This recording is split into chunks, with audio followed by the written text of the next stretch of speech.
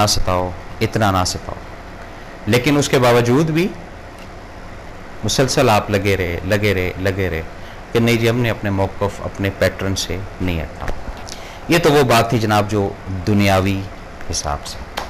अब इस बात की हकीकत की तरफ आते हैं।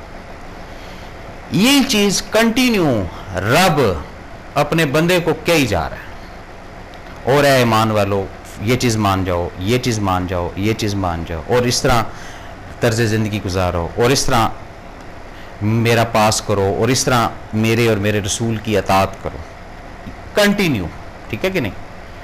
लेकिन योम महशर, योम हशर, उस दिन इस लफ्ज़ की गुंजाइश नहीं होगी सुनने की, इतना ना सताओ।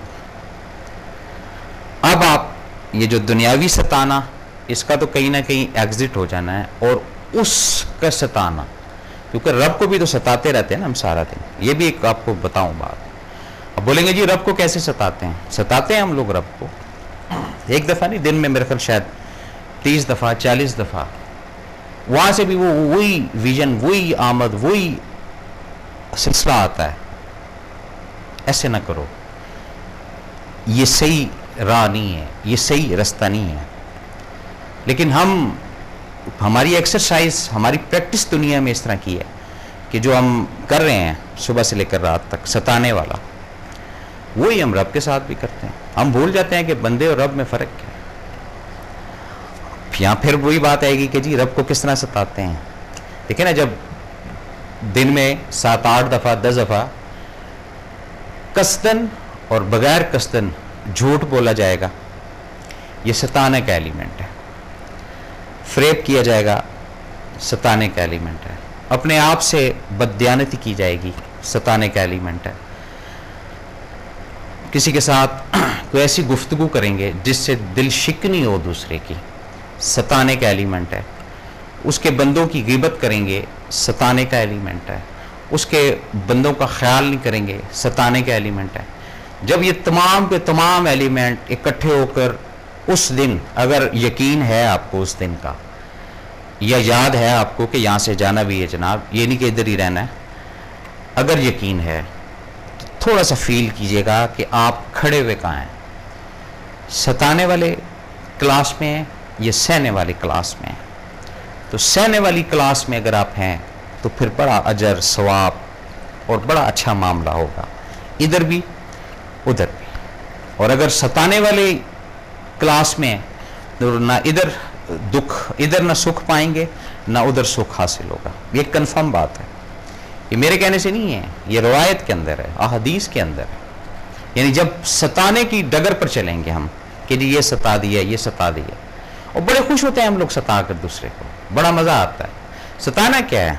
थोड़ा सा 2-4 जज्बात में लाकर बातें की, हल्का सा पुश किया उसको, सामने वाले को, मेल है, फीमेल है, बेटी है, बहू है, सास है, ससुर है, वालिद है, वालदा है, औलाद है। उसके बाद ठक वो एग्जॉस्ट होना शुरू हो जाता है, या हो जाती है, ये सताना शुरू हो जाता है। फिर एंजॉय करते हैं, अच्छा अब ये ऐसे ऐसे प्लानिंग्स चलती हैं जनाब घरों के अंदर। हर घर के अंदर 4-4 5-5 दिमागों का इस्तेमाल किया जाता है। अब इस तरीके से इसको हैंडल करना है, अब इस तरीके से इसको सेटल्ड करना है, अब यहाँ पर ये तरीकाकार होना चाहिए, यहाँ पर इस हरबे को यूटिलाइज करना है। ये तमाम की तमाम चीज़ें किस में जा रही हैं? इतना ना सताओ, सताने में जा रही हैं। फैसला आपने करना है, कहाँ हैं, क्यों कर रहे हैं इस तरह।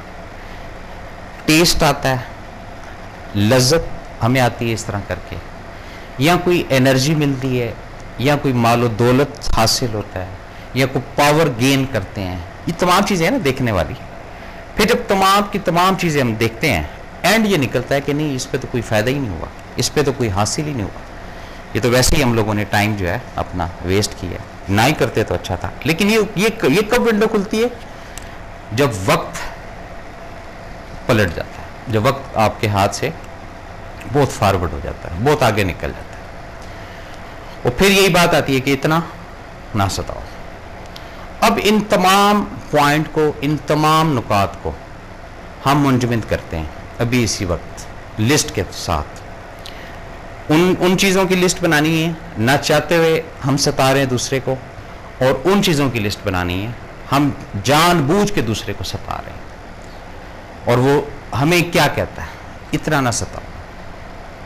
इस कॉन्सेप्ट को जो समझेगा, इस कॉन्सेप्ट को जो प्रॉपरली हैंडल करेगा और अपनी लाइफ के अंदर लाएगा, खुदा शाहिद है उसकी ज़िंदगी के अंदर बहुत सारी आसानियाँ पैदा होना शुरू हो जाएंगी, बहुत सारे मामलात उसकी ज़िंदगी के ईजी होना शुरू हो जाएंगे अगर वो इसको समझे।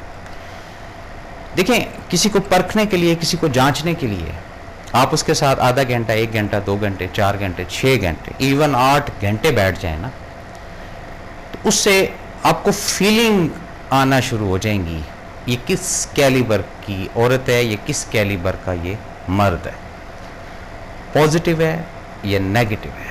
अगर पॉजिटिव है तो आप बैठे रहेंगे उसके साथ, अगर नेगेटिव है तो आपके अंदर उलझन, घबराहट ये आना शुरू हो जाएगी। और फिर एंड क्या होता है ऐसे अफराद का जो सताते हैं, क्या कुछ नहीं रहा वो, लेकिन उसका अमल, उसका रवैया, उसकी गुफ्तगू वो इतनी थ्रेड कर रही है आपको कि आप कहते हैं ये सता रहा है यार।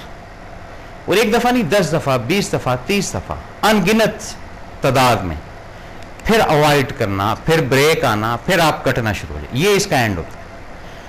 अब जो अफरादों ने आपको छोड़ा, ये जिन अफरादों को आपने छोड़ा, उन सबको भी ज़रा चेक कीजिएगा कि आपके रवैये की वजह से छोड़ा है या उन्होंने खुद फैसला किया है कि हम, यानी मैं इस काबिल नहीं हूँ कि इस बंदे के साथ बैठ सकूँ या इस बंदे के साथ कोई मामला आगे लेकर चल सकूँ, या ज़िंदगी के मज़ीद अयाम या मज़ीद जो घंटे हैं ये इस शख्स के साथ गुजार सकूँ। ये फैसला करना है, ये पॉइंट समझना है, ये नज़रिया समझना है। जब इन तमाम नज़रियों को समझेंगे फिर इल्म होगा कि सता कौन रहा है, हम या वो। कसूर मेरा है या आपका है? मैंने कहा ना कि एक जानबूझकर और एक अनजाने में। अनजाने में सताना उसका कुछ और मामला है, और जानबूझकर जो सताना है इसका पूरे का पूरा रद्द अमल, पूरे का पूरा वज़न, पूरे का पूरा जो एक बंडल है ये मूव होगा। आज मूव हो, कल मूव हो, परसों मूव होकर आपके सामने आएगा, और आप उस वक्त इस अंदाज से सोचेंगे कि इस तरह नहीं होना चाहिए था, इसमें मुझे नहीं समझ आ रही कि कैसे हुआ, मैंने तो कभी किसी को तंग नहीं किया, मैंने तो कभी किसी के साथ कोई मामला नहीं किया। 1 सेकंड पानी पीऊंगा।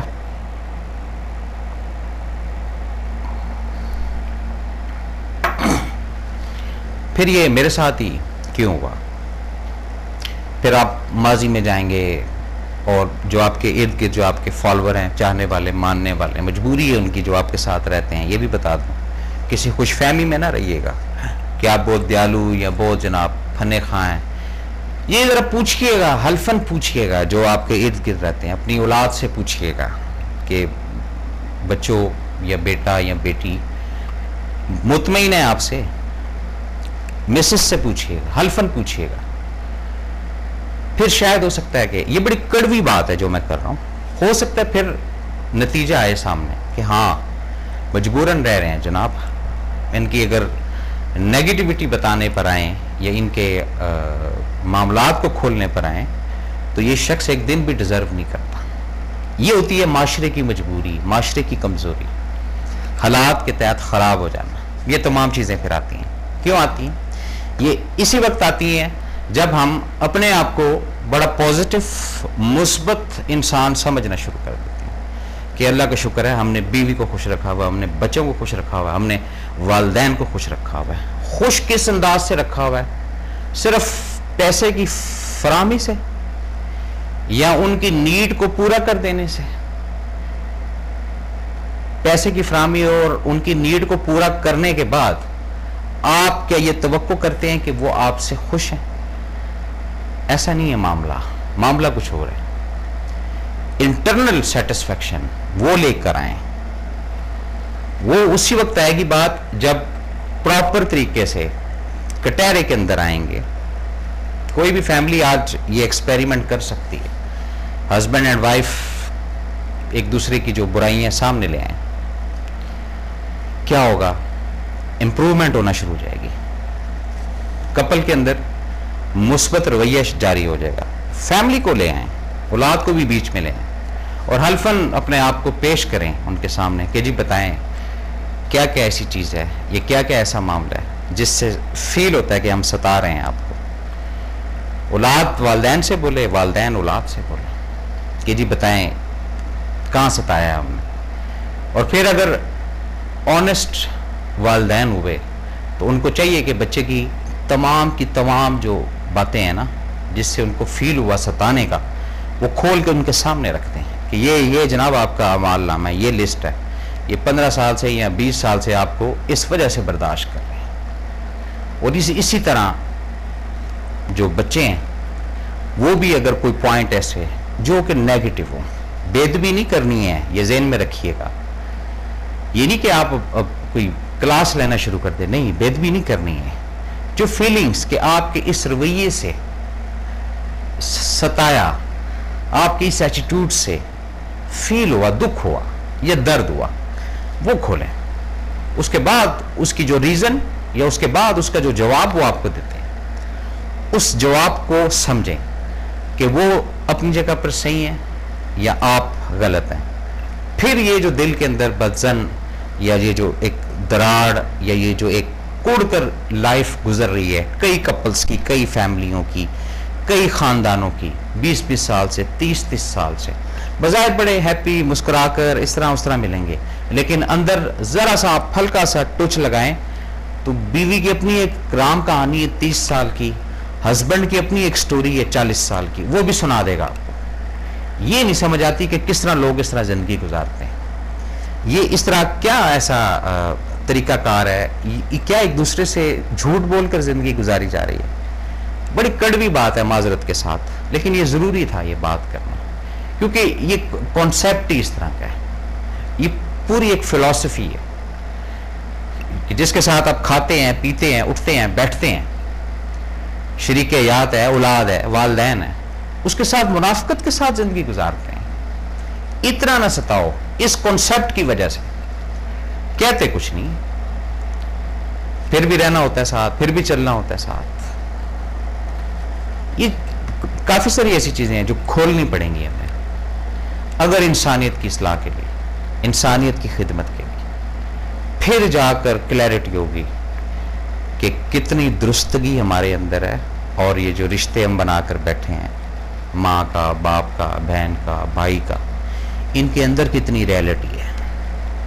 जब इन रिश्तों की रियलिटी का इल्म हो जाए इंसान को, फिर शायद ये लफ्ज़ माशरे के अंदर से ख़त्म हो। क्या? इतना ना सताओ। अच्छा, बाज़ दफ़ा ये भी होता है कि वो छोटा बच्चा जो होता है, छोटा बच्चा, खूबसूरत से बच्चे होते हैं, उसको मुसलसल उसका वालिद या वालदा कोई गाल पकड़ के खींच रहा है, कोई उसको तंग कर रहे हैं, फिर वो एंड में